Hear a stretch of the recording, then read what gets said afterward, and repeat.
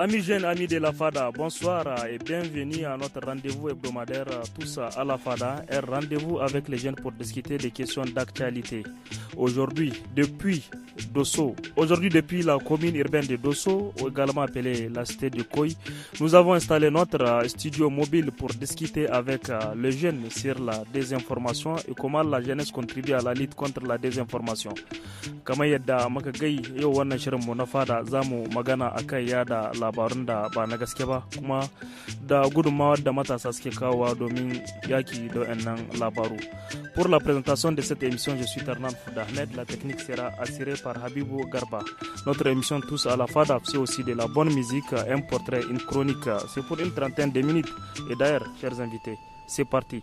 Nous allons commencer par notre premier intervenant qui va d'abord se présenter à nos auditeurs. Je réponds au nom de Ali Omeizam Nassirou, étudiant en première année de master à l'Université internationale de Niamey. C'est un plaisir pour moi de me retrouver dans cette FADA pour discuter d'un sujet aussi important que la désinformation. Merci beaucoup et bienvenue dans notre émission Tous à la FADA. Salut, qu'est-ce qu'on entend par désinformation? Par désinformation, on entend la diffusion des informations qui sont fausses dans le but de troubler l'ordre public ou bien de porter atteinte à la dignité d'une personne. Dans ce sens, il faut prendre en considération 3 étapes dans la terminologie du mot désinformation. Voilà, on va revenir sur ces 3 étapes. Mais avant de revenir sur ces 3 étapes, Aliyo, a Hausance, me ake cema désinformation? Kama yada labarin da ba na gaskiya ba domin a tabi tushen mutum abinda mutum bai son a sani koko abinda ba gaskiya bisa wani mutum koko dan ayi tashin hankali kadan cikin kasa ko cikin haka ne désinformation. Aja, veuillez vous présenter à nos auditeurs. Je réponds au nom de Abdullah Amadou. Je suis étudiante en 3e année en cybercriminalité protection des données à l'Université technologique de Dosso. Qu'est-ce qu'on entend par la désinformation? Selon vous, est-ce qu'il y aura une autre définition de la désinformation autre que celle donnée par notre premier intervenant? Pour moi, c'est plutôt partager des informations fausses ou trompeurs dans l'intention de nuire ou de changer l'opinion d'une personne. Dans cette émission Tous à la FADA, scout un jour, scout toujours. Ils sont là, ils sont avec nous.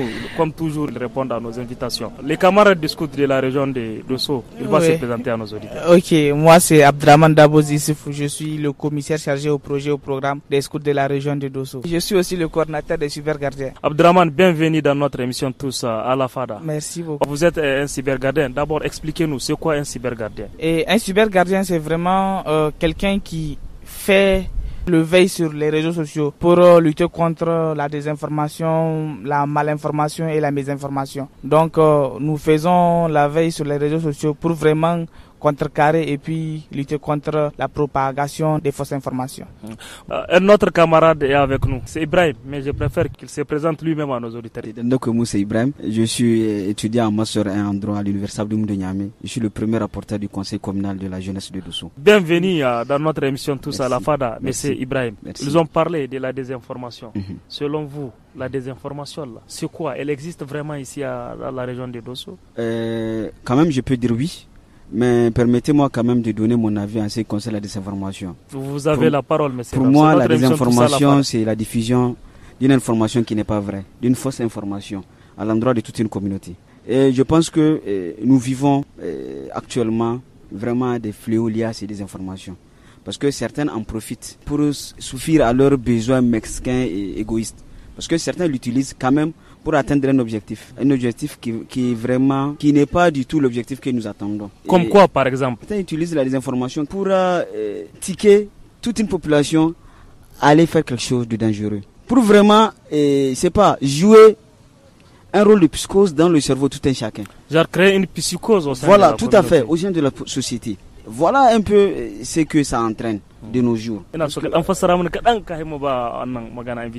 vais tenter. Il faut tenter. Vous pouvez même y parvenir, je sais. Comment a tunani na desinformation miya desinformation kaman ka yada abun da ba gaskiya bane bisa rezo sociaux ko wani abu kawai saboda ka samu mutane ka gaya musu magana da ba gaskiya ba mutane su yi ta fitina su yi ta wani abu abun ba gaskiya bane kenan mai da ƙarya gaskiya haka ne kuma ko ka kara bis gaskiyan nan sai ka kara wani abu a ce gaskiya ga mu a dosa ko sai wani ya ce a ba dosa mu ce a can karji ban mu ce l'information n'est pas juste. Parce qu'il faut que ça soit vérifié, concrète et juste. Ouais, elle n'est pas juste, tout à fait. Je suis entièrement d'accord avec vous. Notre quatrième invité, il est là, il est engagé. Il attend son tour. Il est pressé de prendre le micro. Veuillez vous présenter à nos auditeurs. Moi, c'est Hassan Alfari Mahamadou. Je suis le trésorier général de la structure syndicale des étudiants à l'université de Dosso. Bienvenue parmi nous, Hassan. Et le combat. Voilà. Aujourd'hui, ça parle de la désinformation. Vous, à votre niveau, comment vous définissez la désinformation?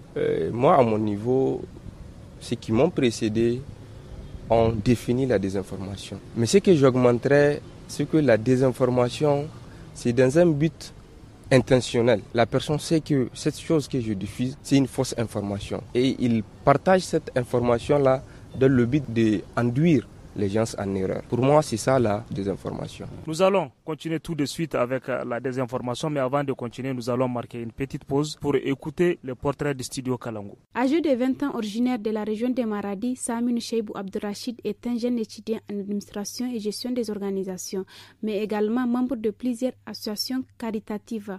Entre ses cours et sa vie sociale, Abdurrachid trouve toujours le temps d'aider son prochain. Il nous décrit le bénévolat comme une action gratifiante et désintéressée. Ça marche en volonté de la personne. Parce que le fait même de pouvoir aider, assister une personne, c'est déjà le fait le fait de faire une action humanitaire. Et aussi, ça marche avec des associations et des organisations non gouvernementales. Et aussi, personnellement, la personne aussi peut pouvoir s'acquitter à pouvoir le faire. Saminu Cheibou a commencé le bénévolat en classe de CM1. À peine 13 ans, le jeune avait l'esprit d'entraide, des valeurs transmises par sa famille. Pour lui, le plus important est de faire sourire son entourage. Donc vraiment, on a reçu cette éducation à la maison, le fait de pouvoir assister vraiment une personne en cas de besoin. Donc il y a aussi, quand nous étions à l'école, il y a aussi une maîtresse qui nous initie à pouvoir vraiment faire les actions humanitaires. Et moi, ce qui me motive, c'est le fait de pouvoir aider et voir le sourire du prochain. C'est surtout ça moi, qui me motive à pouvoir le faire. Comme l'a si bien dit Saminou, pour être bénévole, il faut avoir un état d'esprit qui est différent d'avoir de l'argent, c'est-à-dire avoir l'amour de faire cette action. Le bénévolat, c'est lui qui donne. Donc nous, on le fait uniquement pour assister parce que nous, on a l'amour de le faire. Donc on n'attend pas vraiment quelque chose à retour ou dire que c'est vraiment pas des choses. C'est vraiment des actions louables. On nous appelle le tout d'ici, on nous félicite, vraiment c'est ce que nous faisons, vraiment c'est bon, c'est déjà bon. Donc de notre partie, nous assistons aussi, nous aidons aussi l'État de notre côté à pouvoir vraiment accomplir la mission qu'elle s'est donnée. Pour Rachid, en tant que jeune, on a le devoir d'aider et d'impacter positivement notre entourage. Cela ne gâche en rien nos ambitions personnelles. Au contraire, ça nous enrichit. Merci beaucoup pour ces portraits qui décrivent l'activité d'un jeune. Vous l'avez constaté, c'est sur le studio Kalango et ses radios partenaires. Amis jeunes, amis de la FADA, retour au studio pour évoluer sur ce sujet, la désinformation.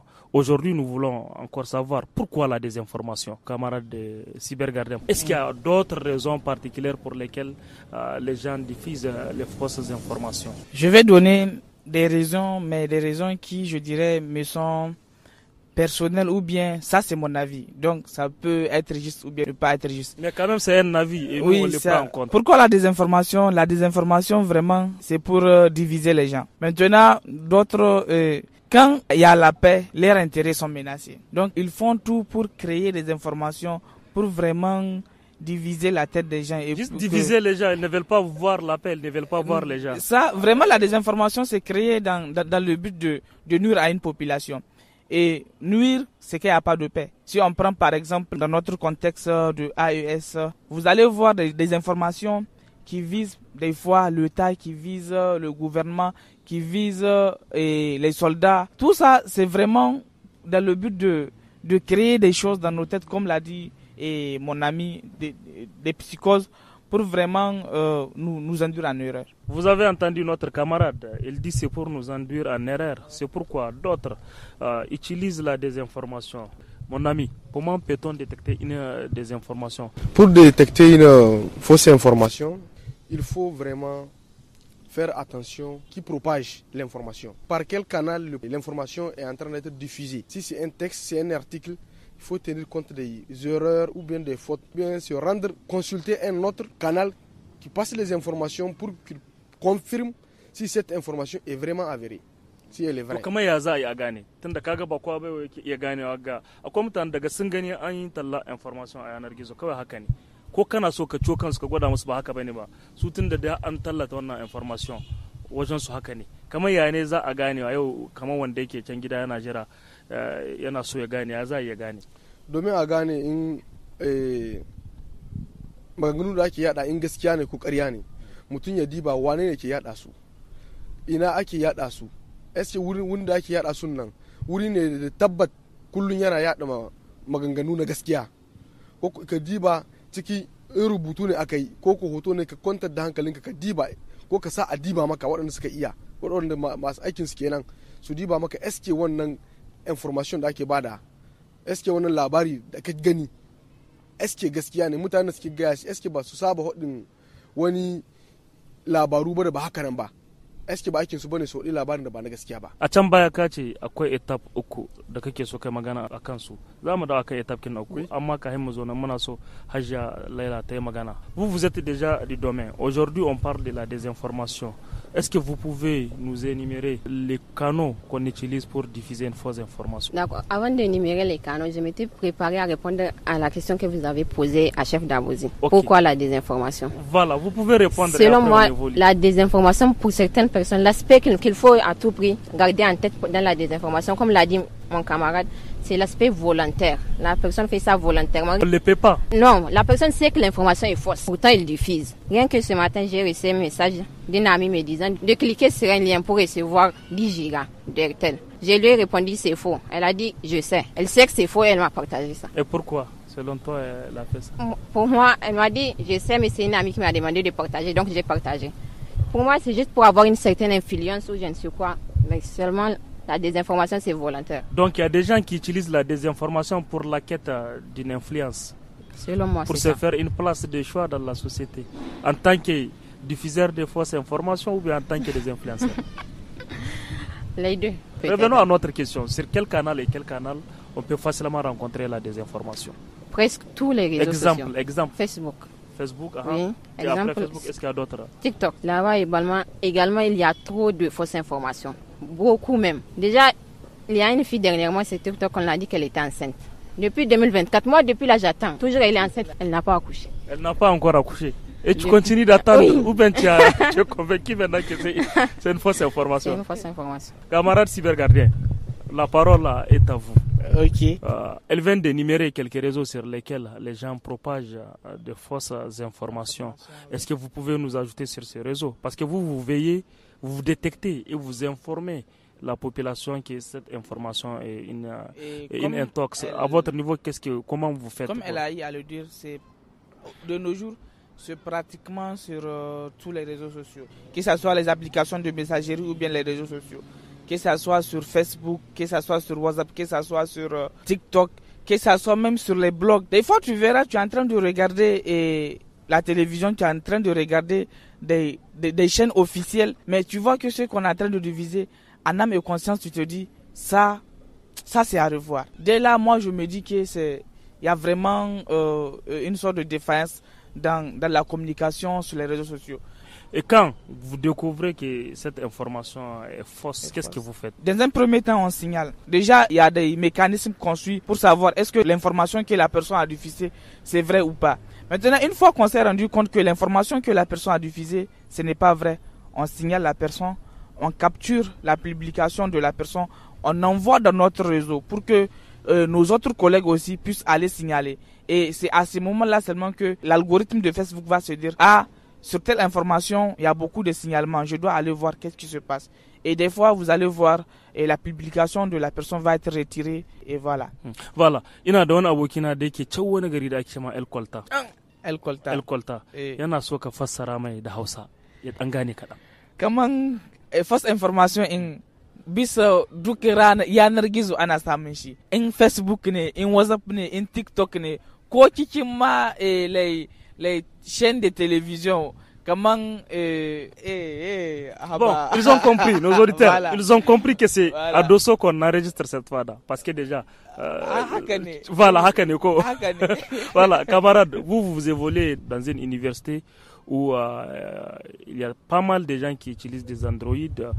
où les gens, à ce niveau-là, est-ce qu'on découvre la désinformation?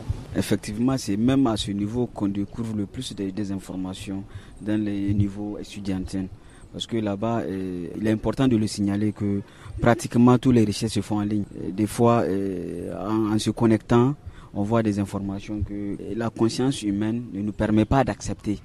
Parce que ce qui est important, il faut le signaler aussi. Bien que la personne le fait volontairement, sache que celui qui reçoit l'information, consciemment, quand tu vois, tu sais que ça là, ça ne tient pas la route.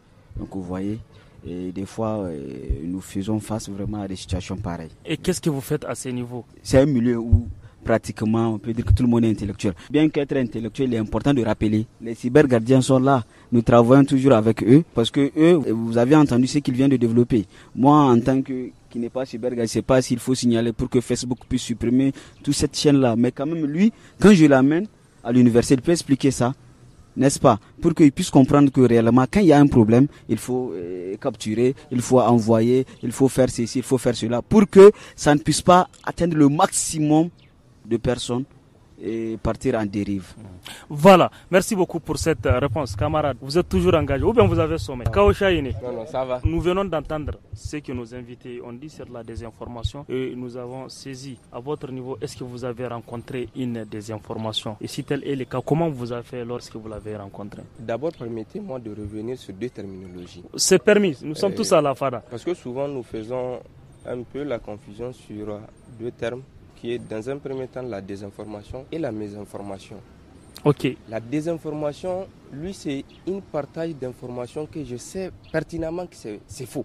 Mais quand même, je partage cette information. Maintenant, la mésinformation, là, c'est une information que je ne sais pas si c'est faux ou c'est vrai. Mais souvent, pour qu'on m'attribue le titre de celui qui ait les informations à l'instant T, je partage sans pour autant vérifier si cette information est vraie ou pas. Maintenant, votre question est de savoir si vous avez une fois rencontré un cas de désinformation que vous avez traité à votre niveau. Oui, nous avions l'habitude de rencontrer ce genre de désinformation. Maintenant, permettez-moi de mettre la robe de web activiste, parce qu'à un moment donné, nous aussi, nous avons été gardiens du web, qui, en ce moment, nous avons eu la chance de pouvoir être formés sur un certain nombre d'applications nous permettant de vérifier si une information est vraie ou pas. Ok. Et qu'est-ce que vous avez découvert en cet état-là? Généralement, les informations que en ce moment nous rencontrons, c'est des informations sur la vie politique. Sur la vie politique. Sur la vie politique, notamment sur le plan sécuritaire.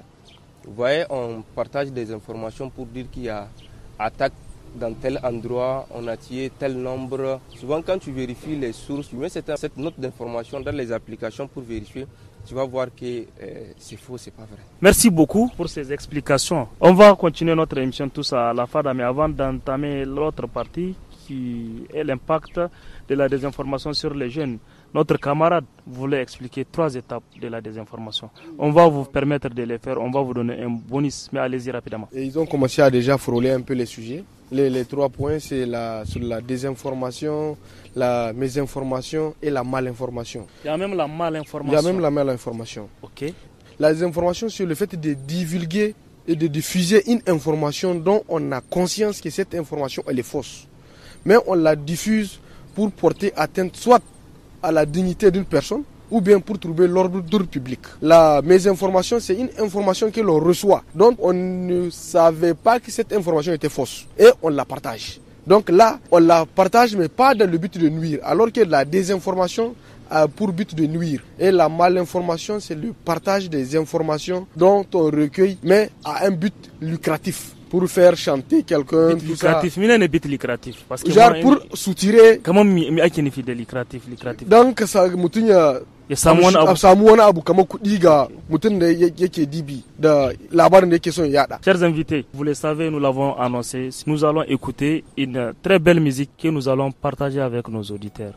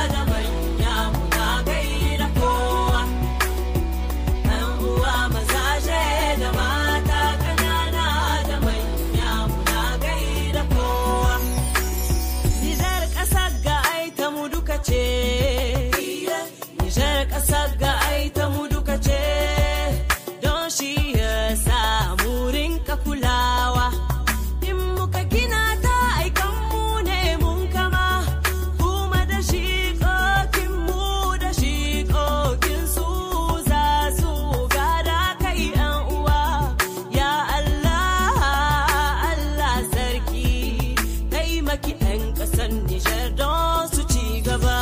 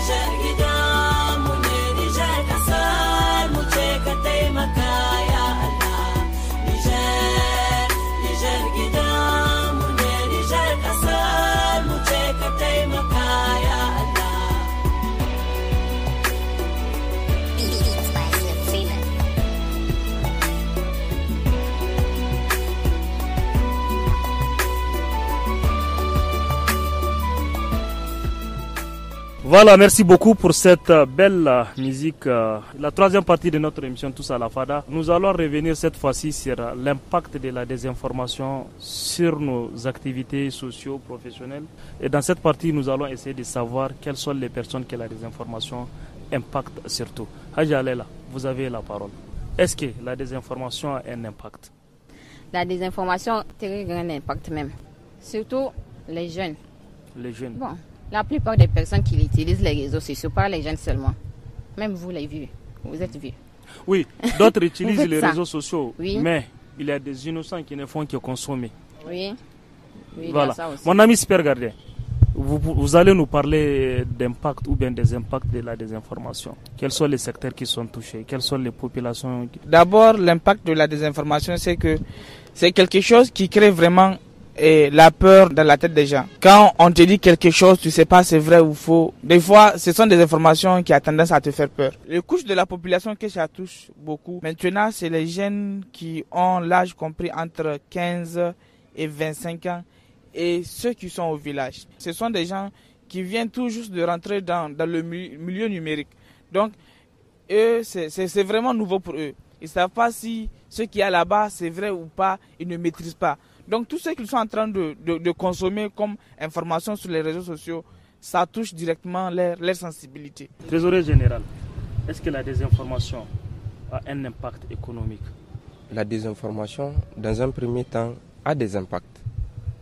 Et l'impact économique également est là. L'exemple que je pourrais prendre au niveau de l'impact économique, c'est des informations souvent qu'on donne pour faire peur à des gens qui veulent faire des investissements. Okay. Vous savez, l'investissement fait partie des clés de l'économie. Donc, si on partage de fausses informations sur un pays, notamment qui touchent la sécurité de ce pays, les investisseurs craignent à venir investir dans ce pays-là. Sur ce plan, je dirais qu'il y a cet impact économique. En dehors même de cet impact économique-là, il y a d'autres impacts. La désinformation, ça conduit à la peur, ça conduit à la révolte, ça conduit à la méfiance. Également, ça donne de la méfiance dans la mesure où souvent, ça crée un manque de confiance entre l'État, les structures dirigeantes du pays et la population. Merci pour cette réponse pertinente. Camarades, vous êtes là? Vous avez l'air fatigué. C'est l'été des transporteurs qui vous a... Je n'ai même pas pris le thé d'abord. Ah, vous n'avez même pas pris le thé encore? Non. Okay. Est-ce que la désinformation a un impact sur la dignité humaine? Sur la dignité humaine? Oui. Tout à fait. Permettez-moi de vous parler un peu juridiquement. Vous savez, depuis un temps, ça a été classifié comme une infraction pénale à la loi pénale, la désinformation. Parce qu'on sait que ça touche à la dignité humaine. Parce que, pour le dire, il avait dit tout à l'heure que les impacts au niveau économique, j'aurais voulu qu'il cite le niveau économique, social et culturel. La désinformation, là où ça touche. Aller sur les réseaux sociaux, caricaturer une personne pour des raisons, c'est pas politiques ou bien ethniques. Donc, on s'étend vers la diminution, une limite à la propagation de la désinformation. C'est justement de cette partie que nous allons discuter tout à l'heure. Mais avant de continuer, nous allons d'abord écouter la chronique du studio Kalango. Amis Jana, bonsoir, c'est l'heure de la chronique de l'émission Tous à la Fada. Aujourd'hui, nous allons parler de la rigueur au travail. La rigueur est l'une des qualités professionnelles les plus appréciées en entreprise. Signe de professionnalisme et de confiance Pour être professionnel, il faut être ponctuel, efficace, réactif, créatif, énergique, productif, consciencieux. Ne pas se contenter du minimum. Il faut faire ce que l'on dit et dire ce que l'on fait. Ne pas promettre l'impossible, être réaliste, compétent, tenir les délais pour réaliser la mission confiée. Comment améliorer sa rigueur au travail? La rigueur dans le travail est un pilier fondamental pour atteindre l'excellence professionnelle. Cette formation vise à vous outiller avec des stratégies et techniques pratiques pour améliorer votre rigueur au quotidien. À travers des cas pratiques pour être plus concret, vous découvrirez comment la rigueur influence positivement la qualité de votre travail, votre efficacité et votre réputation professionnelle. Objectif: formuler des méthodes simples et pragmatiques pour travailler avec rigueur, identifier des objectifs précis dans le respect des délais, développer un savoir-faire pour gagner en professionnalisme. Après avoir étudié les fondements de l'autorité, tournons-nous maintenant vers son exercice. Pour ce faire, nous avons choisi d'analyser le concept de rigueur, concept étroitement lié à l'éducation. Nous montrerons qu'il s'agit d'un concept obscur et qui rend par là même l'éducation problématique. Le seul moyen, pensons-nous, de nous donner un sens à la rigueur est de la confronter à son contraire. Mais quel contraire? Peut-on donner à la rigueur une définition simple et claire? Il semble bien que non, et que prétendre serait justement manquer de rigueur. Rigueur, d'abord le terme est au sens strict. Ambivalent, il peut désigner un mal comme un bien. On nous reproche à notre rigueur comme une marque de dureté, de rigidité, mais on nous reproche aussi notre manque de rigueur comme une preuve de laisser-aller, de confusion, d'arbitraire et peut-être même de tricherie. C'est-à-dire que la rigueur est une valeur puisqu'on l'exige, mais qu'elle peut être aussi bien une anti-valeur. Rassurons-nous, cette ambivalence n'a rien d'exceptionnel. On la retrouve dans bien d'autres valeurs. Le courage peut tourner à l'aveuglement, la bonté à la bêtise, la morale ou moralisme. Comme toute valeur, il faut la remettre à sa place. Il n'y a pas de vrai courage sans clairvoyance, ni de vraie clairvoyance sans courage. Amis jeunes, sur ces mots que je vous dis au revoir, à garder espoir car demain il fera vraiment beau, Inch'Allah. Merci beaucoup pour cette chronique du studio Kalangu. Nous sommes pratiquement à la fin de cette première partie. Franco Hausa de notre numéro enregistré ici depuis Dosso. Nos invités, ils ont répondu à cette question de la désinformation. Ils nous ont expliqué les différentes étapes. Ils ont évoqué les différentes personnes qui sont susceptibles d'être impactées par cette désinformation. En gros, la désinformation, c'est une réalité. Elle est là, elle se propage comme des éclairs. Tout à l'heure, nous allons essayer de savoir comment limiter cette propagation. Ça sera avec Habibou Garba. Pour moi, je vous dis au revoir et merci d'avoir répondu à notre invitation.